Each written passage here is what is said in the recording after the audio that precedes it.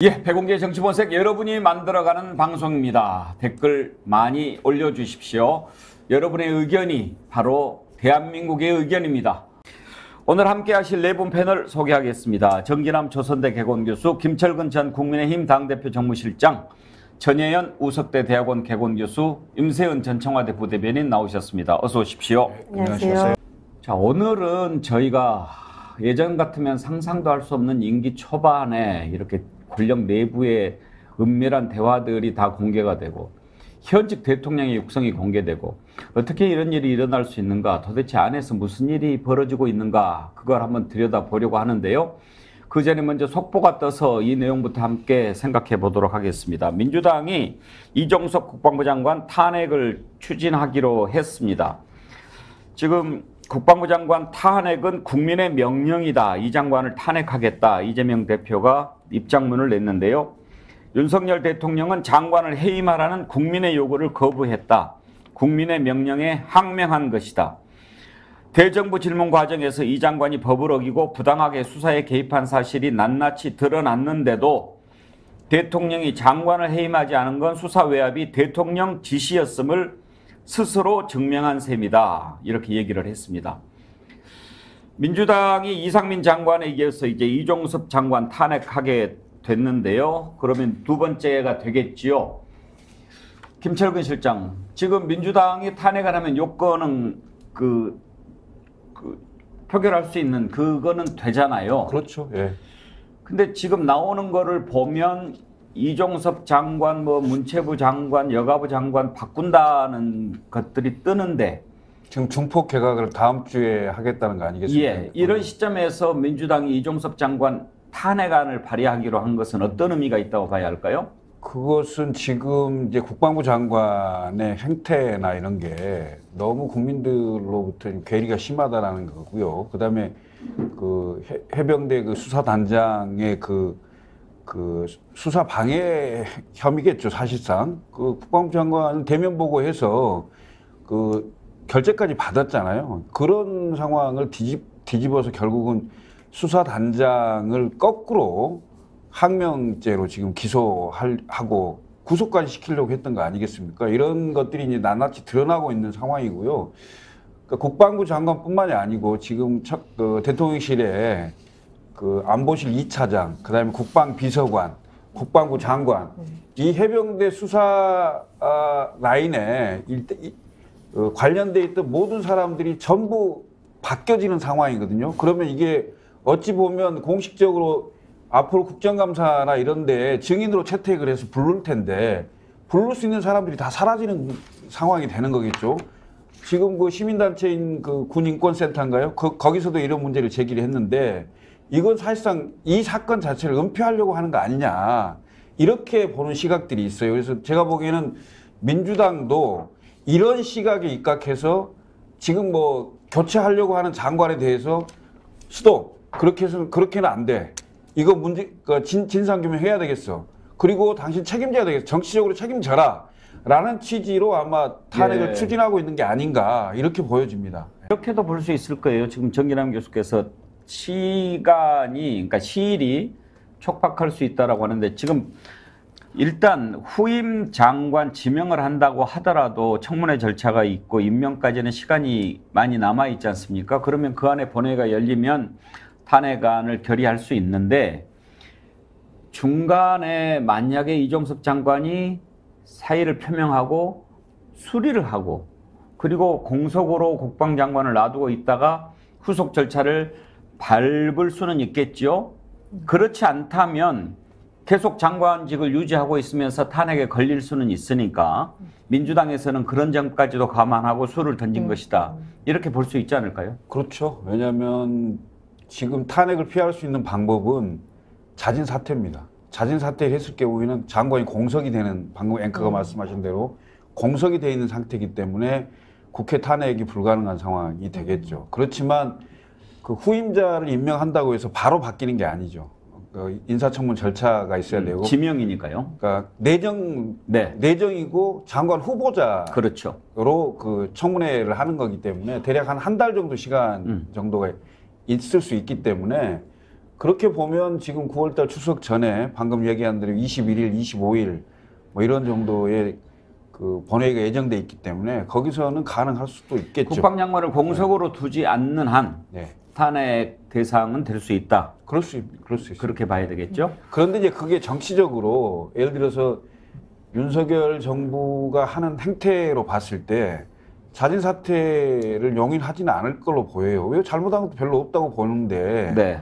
자진 사퇴 시키면 탄핵하려고 하니까 시킨 거 아니야? 이렇게 또 그렇게 되겠죠. 가는 거 아니겠어요? 그런 상황이 되기 때문에 이분들은 뭐 별로 잘못한 거 사과하는 거 뭐 이런 거 별로 없잖아요. 아마 버티지 않을까요? 네. 입니다.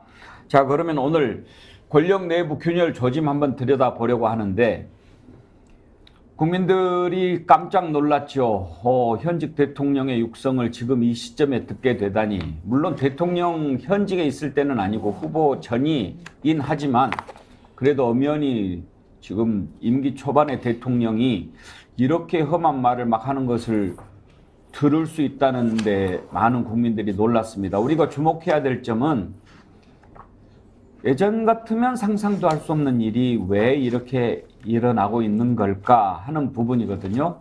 먼저 우리를 놀라게 했던 녹취를 좀 듣고 얘기 나눠보도록 하겠습니다. 대통령 발언 유튜브 더 탐사에서 보도했던 두 가지 들어보도록 하겠습니다. 시간에요. 이제 그러니까 원장님이 어떤 네. 의도인지 제가 파악을 했어요. 이제 네네. 저도 이제 상황을 가만히 네네. 설명을 들어보니까 아 네. 깊은 뜻이 있었구나. 그럼요. 그럼 이제 아니 제가 원장님은 그렇다고 지금 네. 결정하고 한 것도 아니고 자우지가 만약에 일을 들어가는 것도 아닌데 만에 하나 네. 들어가시면은 호랑이 굴에 들어가셔가지고 호랑이가 되십시오. 기왕에 그래야죠. 들어가시려면 예. 그러려고 그래가지고 가는 거고 완전 안 접수를 그러면은 하시죠. 접수를 해버려. 만약에 이놈의 새끼 새끼들 가서 네. 개판 치면은 예. 당 완전히 뽀개버리고 예. 어? 깨버려. 아니 그러고 예. 국힘에 예. 어? 예.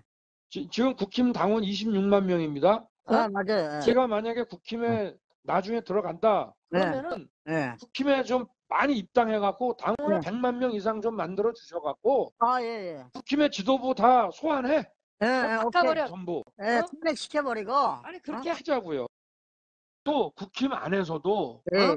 예. 많은 의원과 예. 또 저 원외 당협위원장이나 예. 당원들이 예. 빨리 들어와서 국힘을 접수해서 예. 이게 지금 이준석이 아무리 까불어 봤자 예. 3개월짜리입니다. 3개월짜리. 그러니까 이 새끼가 예? 건방져가지고 예. 아니 그러니까 싸가지가 이거를 없어요. 아셔야 돼요. 예. 이 국힘이라는 거에 대해서 예. 상대적인 거부감이 있어도 예. 어차피 양당제라는 게 현실이기 때문에 그럼요. 예. 어차피 들어가서 그거를 접수하고 예. 국힘의 외연을 확장하고 예. 그렇게 해가지고 이걸 업고 나가지고 예. 그러고 나서도 또 갈 길이 멀어. 이놈들이 180석이에요. 그렇죠. 예. 그래서 그렇죠. 국힘에 들어간다고 지지를 철회하시는 거는 좋은데 예. 그러면은 예. 그거는 정권 교체하겠다는 거하고는 멀어집니다.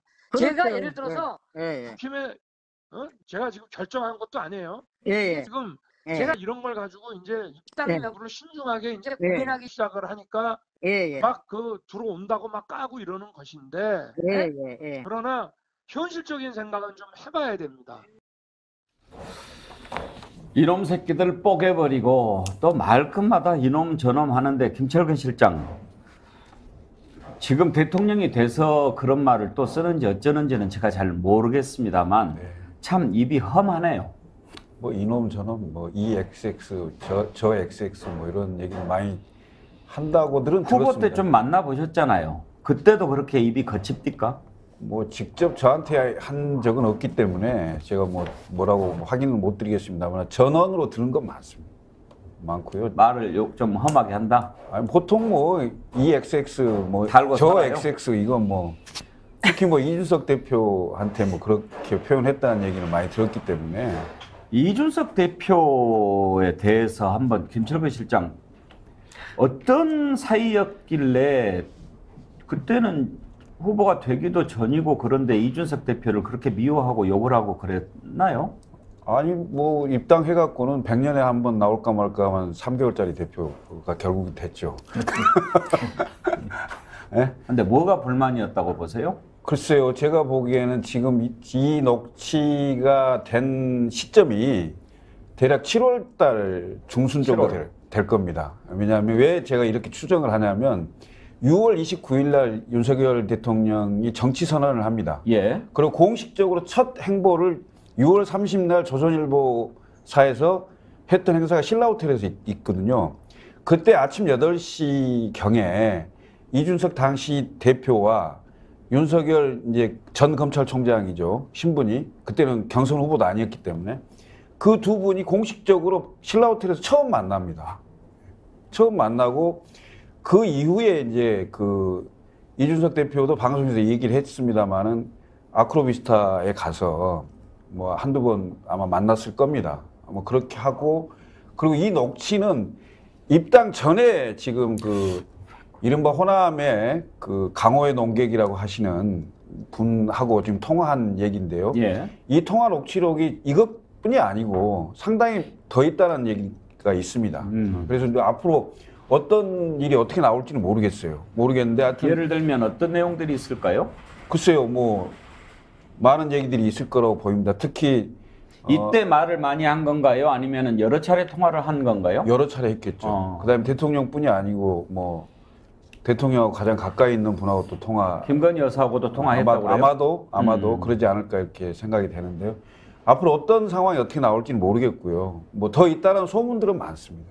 그렇고 그 아까 지금 앵커께서 말씀하신 대로 당시에 전 검찰총장이 입당 전에 이준석 그 당시 대표에 대해서 굉장히 지금 뭐 3개월짜리니 뭐 까불어봐야 3개월짜리다 뭐 이런 얘기를 하고 본인이 미리 빨리 입당을 했으면 이준석 대표가 안 됐을 것이다. 예. 한 80명 줄 세우고 뭐 이렇게 하면 예. 대표 다른 사람 시킬 수 있다 뭐 이런 취지의 얘기도 했지 않습니까? 이런 걸 보면 당시에 그 당이 상당히 큰 변화를 일으키는 상황이었잖아요. 왜냐하면 30대 영선 대표로 상징되는 이준석 대표가 대한민국 국민들에게 엄청나게 큰 그 각광을 받을 때입니다. 사실은 보수 정당에서 그런 정도의 당 대표가 나왔기 때문에 사실은 집중해서 국민들에게 관심을 받았고 그리고 실제 정권 교체에도 엄청난 도움을 줬다. 그리고 그때 당시에 제가 이제 정무실장을 맡아서 지금 다 입당해 있습니다만 이영호 의원이나 이런 분들 제가 만나서 아니 당시 무소속이었으니까 입당을 좀 해달라. 입당 요청도 하고 그로부터 6개월 동안 끊임없이 제가 만나서 설득하고 해서 결국 나중에 왔잖아요. 그다음에 뭐 지금 김경진 특보나 이런 분들도 그때는 윤석열 캠프에 가 있지 않았어요. 후보 캠프에 가 있지 않았는데 만나서 다 설득해서 이른바 호남의 당시 무소속 그리고 그 약간의 보수적인 생각을 갖고 있는 이런 분들 유력한 분들을 많이 접촉을 많이 하기도 했고요. 그래서 그 호남 표심에 상당히 영향을 줬다고 저는 생각도 하고 있고 그리고 그때 당시에 광복회 회장 지금 하고 계신 이종찬 전 국정원장을 제가 또 직접 가서 만나 뵙고 얘기를 쭉 했어요. 그러니까 그 만나 뵙고 다니는 시점에 아마 이 녹취가 그 날짜가 거의 비슷한 것 같아요. 보니까 지금 와달라고 외걸복걸 하고 있을 때 뭐 이런 녹취 내용이 나오잖아요. 예. 그럴 때 들어가서 당을 먹어야 됩니다. 뭐 이런 얘기 하잖아요. 예. 예? 그런 걸로 봤을 때는 그때 시점 정도로 보이는데 이 얘기가 실현된 게 구체적으로 뭐냐. 그럼 입당할 때입니다. 보통이 입당을 할 때 우리가 유력 후보 중에 최재형 전 감사원장이 먼저 입당을 하고 그 다음에 윤석열 전 검찰총장이 입당을 했거든요. 최재형 그 감사원장이 입당할 때는 당대표 중앙당에 있을 때 입당을 하고 거기서 스마트폰으로 입당하면서 쓰고 네. 그 퍼포먼스 하고 이렇게 입당을 그렇죠. 했거든요. 그런데 윤석열 전 검찰총장, 당시 검찰총장이 입당할 때는 이준석 당대표도 없었고요. 그 다음에 김기현 당시 원내대표도 중앙당에 없었습니다. 없었고 그 입당원서를 누가 받았냐? 권영세 당시 대협력위원장이 받았습니다. 예. 이건 황당하잖아요. 당시에 가장 유력한 대권 후보였는데 당대표와 원내대표가 없는 상태에서 거의 우격 따짐으로 기습 입당을 한 거거든요. 그러면 들어올 때부터 이미 녹취록에 나와 있는 대로 당대표 무시하고 원내대표 패싱하고 뭐 가서 먹으면 되지 뭐 이런 생각 아니었나 이런 생각이 많이 들어요. 그리고 이제 그 입당하기 전에 단독 기사가 하나 났어요. 그때 단독 기사가 났는데 언론사 사명을 얘기해도 되겠죠? 뭐 예, 그때 기사가 이제 난 거니까. 예, 데일리 안에 단독 예. 기사가 났어요. 예. 입당 일자가 단독 기사가 났는데 그 단독 기사를 흘린 쪽이 이준석 쪽이다. 그리고 이준석 쪽에서도 김철근 실장이다. 하고 제가 지목을 받았어요. 아니 이제 여수하고 광양에 이제 그 당시에 이준석 대표랑 같이 이제 그 시찰을 갔는데 이 대표가 그러는 거야. 아 형님이 이거 기사 흘려서 단독 기사 났다고 지금 난린데요. 그래서 나는 당신 나한테 이거 얘기도 안 해줬잖아. 난 내용도 모르는데 내가 어떻게 흘려? 이거 뭐 완전히 지목한 거다. 이제 그러면서 이 우격다짐의 기습 입당이 되는 상황이 됐거든요. 근데 사실 나중에 이제 자초지종을 다 들어보니까 어떤 상황이었는지 이제 듣기는 했습니다만은 이 입당 일자를 논의할 때 딱 5명이 있었어요. 그 5명이 있었는데 그게 이 대표 보고 흘렸다고 이렇게 자꾸 이제 뒤집어 씌우기를 하더라고요, 보니까. 알겠습니다. 지금 우리가 짚어볼 만한 대목이 3가지가 있습니다. 첫째는 현직 대통령의 육성이, 그것도 욕설이 포함된 듣기 민망한 이런 내용들이 공개가 됐다는 것 하나. 두 번째는 대통령 수석의 발언, 그것도 매우 부적절한 것을 넘어서서 이건 분명히 위법으로 보이는 관제 대모를 부추기는 듯한 그런 내용. 이런 게 다 지금 현직에 있는데 서슬퍼런 임기 초반에 벌어지고 있다는 것. 그리고 이제 군 내부입니다. 최수근 상병 사망사건 수사 외압과 관련해서 대통령실에서 뭔가가 이루어지고 있었다라고 하는 그런 정황들이 또 공개가 된단 말입니다. 군 내부에서 이런 얘기가 터져 나오는 것 상상도 할 수 없는 일인데 이런 내용들을 좀 짚어보려고 합니다. 하나만 더 물어보고 갑시다. 그러면 김철근 실장은 네. 지금 윤석열 대통령과 방금 통화했던 사람이 누군지는 아시지요? 네. 그분이 원래는 민주당 쪽에서 좀 활동을 하다가 대선 때부터 이렇게 윤석열 대통령 돕고 그랬다고 하던데. 그 이제 DJ 대통령 때 예. 그때부터 제가 알기로는 노무현 대통령 직전까지 아마 그 민주당 계열에 있었고요. 예. 그다음에 이제 반노로 이제 분류가 돼서 그때 당시 열린우리당 창당할 때 이제 거기를 안 가고 그러니까 삼지대 비슷하게 있다가 결국은 이번에 이제 그 윤석열 대통령 캠프에 그 관여를 하게 된 사람으로 알고 있습니다. 자, 그 정치적인 이력이 그렇다고 치고 네. 지금 예. 뭐가 틀어져서 저 내용을 공개했을까? 그게 참 궁금한데 혹시 짚히는 바가 있습니까? 자세한 내용은 모르겠고요. 그 이제 지금 강성규 수석하고 통화하신 분도 동일인입니다. 아하. 예. 제가 동일인으로 취재를 했습니다. 그러니까 그런데 그 어떤 이유인지는 모르겠습니다. 어떤 이유인지는 자세히 모르겠으나 뭔가 틀어진 건 틀어진 거죠. 그렇죠. 예. 그리고 홍준표 그 당시 후보 측하고 그 방송 토론을 끝나고 나왔을 때 그 한번 그 싸움이 있었던 적이 예. 있어요. 그때 그 당사자이기도 하거든요. 당사자라는 게 뭐죠? 그때 폭행당했다고 막 이렇게 그 언론에 얘기하고 이랬던 분위기도 하고요. 그다음에 이준석 대표 제명시켜야 된다고 예. 윤리위원회에 또 뭐 이렇게 뭔가를 했던 그러니까 지금 왜 틀어졌는지 그 내용은 정확히는 모른다. 그렇지만 하여튼 왜 틀어져 있는지는 확실치는 않은데요. 하여튼 뭐 그렇게 본인은 열심히 나중에 좀 들은 얘기 있으면 알려주세요. 정권 창출을 위해서 열심히 했는데 기대만큼 뭐가 안 됐다고 보여지는 거죠. 예. 자, 같은 사람이라고 하는데 강승규 수석과도 통화를 했지요. 그 내용도 공개가 됐는데 이어서 들어보겠습니다. 방금 오셨나? 네네.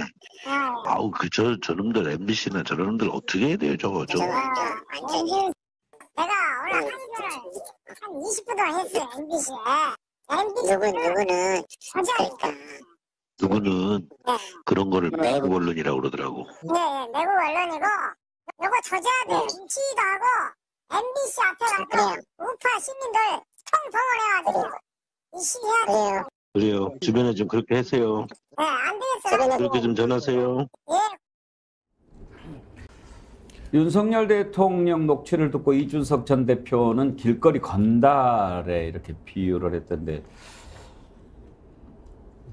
돈키호테죠, 돈키호테. 돈키호테. 예, 허상이고 망상이다 이런 얘기도 했는데요. 그 한마디로 줄이면 집권 4년차 현상, 그러니까 임기 말 현상, 레임덕 현상 이렇게 볼 수가 있거든요. 그러니까 통상 우리나라 대통령은 5년 단임제이기 때문에 대부분 레임덕은 2년 반, 반환점을 돌고 나서 힘이 빠진다 그렇게 얘기를 하잖아요. 근데 지금 윤석열 대통령의 임기는 1년 4개월 됐습니다. 1년 4개월 됐는데 대통령이 후보 시절에 후보도 이제 경선 후보가 또 되기 전에 입당 전에 녹취록이 나오고 있고 현직 대통령의 시민사회 수석의 그 녹취록이 나오고 있고요. 또 한 가지 또 얘기를 하면 최근에 이 방송에도 나오고 스픽스에도 나오고 있죠. 장성철 수장이 방송에 가서 정무수석실에서 이준석 대표의 대구 무소속 출마와 그 비례대표 정당 그 창당설에 대해서 보고를 하니까 대통령께서 뭐라 했다는 거예요. 근데 그 얘기 자체가 워딩이 밖으로 그냥 새어나온 상황이. 이런 상황에 그 다음에 각가지 대통령실을 둘러싼 온갖 루머들이 많습니다. 방송에 직접 거론하기 쉽지 않습니다만 이런 얘기들 자체가 저는 한마디로 4년차 현상이다. 임기 말이 되면 그나마 지지율을 지켰던 대통령은 이런 현상이 많이 없어요. 그렇지만 이 지지율이 임기 초부터 20% 중반대까지 떨어졌다가 지금 30% 초중반에서 박스권에 갇혀서 움직이지 않으면 결국은 가장 먼저 터져 나온 게 권력 내부로부터의 불만들이 터져 나오게 돼 있는 거죠. 그러면 결국 내부 고발에 의해서 대형 스캔들이 국민들에게 알려질 수밖에 없는 이런 악순환의 고리에 벌써 접어든 게 아니냐. 그래서 사실 뭐 대부분 내년 총선 때를 얘기를 하는데 총선 가기도 전에 굉장히 위험한 상황이 올 수도 있다. 이렇게 판단이 됩니다.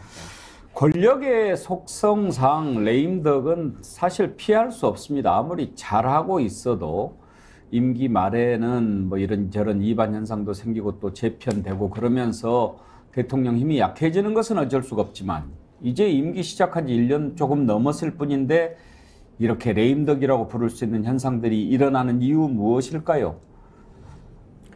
어렵게 생각할 거 없습니다. 잘 못하니까 그렇죠. 그리고 봤을 때 아이고 이거 뭐 싹수가 놀았네 이러니까 그런 일이 생길 수 있습니다.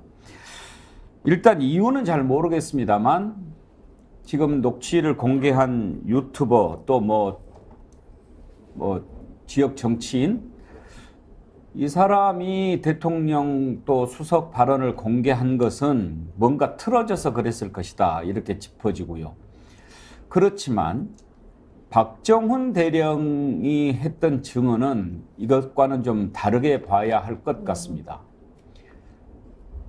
법에 따라서 양심에 따라서 수사를 하고 있었던 사람입니다. 우리가 한눈에도 보면 참 얼마나 강직하게 군인의 길을 걸어가고 있는 사람인지 보면 알지 않습니까? 그렇게 해서 수사를 했는데 수사 잘했다고 결재까지 했습니다. 어느 날 이게 바뀝니다. 왜 바뀌었을까요? 장관보다 더 높은 사람이 개입했을 것이라고 하는 것은 상식 아닙니까? 그런 일들이 다 또 들리거든요. 박정훈 대령의 얘기를 들어보겠습니다. 갑자기 뻥 쪘잖아요. 31일 날 하는 홀딩 돼버리니까 뭔 상황인지 이렇게 궁금해 하잖아요. 그러니까 뭐 안테나를 여기저기 올려봤나 봐. 청와대에 있는 군사보좌관하고도 통화를 한번 했나 봐. 그랬더니 내가 뭐 31일 오후부터는 계속 사령관님 집에 살다시피 했었으니까. 그러다가 이제 그 얘기를 하는 거야. 그 31일날 오전 한 11시경에 VIP 주관으로 회의를 하는데, 군사보좌관이 이래저래 얘기하니까, 바로 뭐 표현에 따르면 군 관련해서 화를 이것보다 더 낸 적이 없다. 가장 경로했다면서, 바로 국방부 장관 연락해야 되는 막, 꽝꽝꽝꽝 했다고 하길래 내가 정확히 물어, 사령의 그 VIP가 얘기한 거 맞냐? 고개를 끄덕끄덕 하시더라고요. 그러니까 이게 제가 자, 전영 교수, 이제 박정훈 대령의 증언인데 박정훈 대령이 들은 거죠. 그런데 VIP가 대노했다. 군 관련해서는 이것보다 화를 낸 적이 없었다. 만약에 저게 사실이라면 구체적인 수사에 대해서 대통령이 직접적으로 개입한 것이 되니까 그거는 문제가 매우 커 보이는데 어찌됐든 저런 내용들이 흘러나온단 말이에요. 이건 또 다른 차원에서 봐야 뭐 대통령하고 통화하면서 요즘에 뭐 자동 녹음 기능도 많이 있긴 하지만 아이고 대통령 목소리니까 녹음해놔야지 그런 생각하는 사람들이 꽤 있을 겁니다. 그런데 이제 저런 것들이 하나 둘씩 터져 나오면 어떻게 될지 그 파장 상상하기 힘든데 아무튼 상상도 할 수 없는 일들이 일어나니까 왜 그럴까 우리가 너무 궁금해서 오늘 주요 주제로 잡고 얘기를 나눠봤습니다. 시간이 얼마 남지는 않았습니다만 이 내용을 잠깐 좀 짚어보도록 하겠습니다. 금명간 개각이 있을 것이다 라고 하는 기사들이 많이 나오는데요. 나오는 면면을 보니까 국방부 장관의 신원식 의원은 아까 우리가 얘기를 해봤고요. 문체부 장관의 유인촌 전 문체부 장관 얘기가 나오고요. 여가부 장관에는 김행 전 박근혜 정부 때 청와대 대변인이었죠. 여가부는 또 장관을 임명을 해야 되는지 고개가 갸우뚱거려지는데 지금 MB 시즌2라고 합니다만 이 정도면은 완전 재탕 정부다. 이렇게 지금 뭐 하마평 정도니까 아직은 그렇습니다만 그래도 지금 교육부 장관 이주호 장관이 MB 때 교육부 장관이었습니다. 방통위원장은 MB 때 홍보수석이었고요. 유인촌 장관도 문체부 장관이었거든요.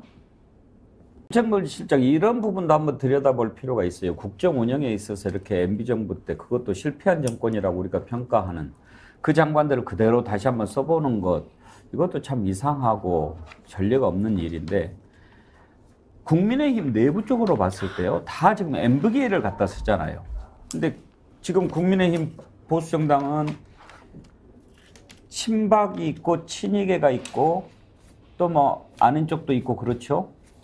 그러니까 박근혜 대통령 국정농단 사건의 수사팀장이었잖아요. 그래서 당시에 박근혜 대통령 시절에 그 주류였던 보수 세력의 주류였던 이른바 친박은 거의 윤석열 대통령이 수사팀장 시절에 거의 대부분 다 구속됐어요. 예.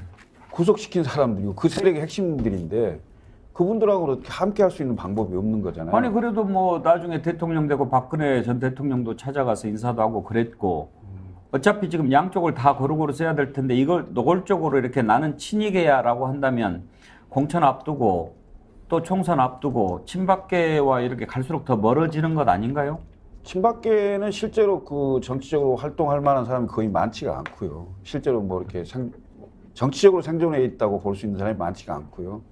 그다음에 이제 사실 정권이 지지율이 낮고 이런 상황이기 때문에 보수적인 사람 말고 나름대로 실력 있고 전문가적인 이런 중도적인 사람도 꽤 있을 수 있잖아요. 그러면 개각이 있었을 때 이런 분들한테 그 제안들을 상당히 할 겁니다. 근데 제안을 했을 때 오케이 제가 하겠습니다 이렇게 말하는 사람이 거의 없다는 거예요. 우선 청문회도 굉장히 그렇고요. 만약에 청문회 문제뿐만이 아니고 사실 이 정권의 운명이 어찌 될지 모르는 상황인데 거기에 그 배에 타려고 할 사람이 얼마나 있겠어요. 그래서 제가 보기에는 인재풀이 굉장히 협소하다. 객관적인 여건 자체가 협소하고 그리고 그 상황 속에서도 그래도 조금 내가 어찌됐건 믿을 만한 사람을 찾다 보면 결국은 과거 MB에 계에서 그 MB 대통령 때 장관이든 청와대에서 활동했던 사람들한테 눈이 가지 않겠냐. 그리고 사실 추천하는 사람들 있잖아요. 그 추천하는 사람들의 그 인맥도 대부분 대통령실에 그분들이 많아요. 그 사람들이 그 사람이니까요.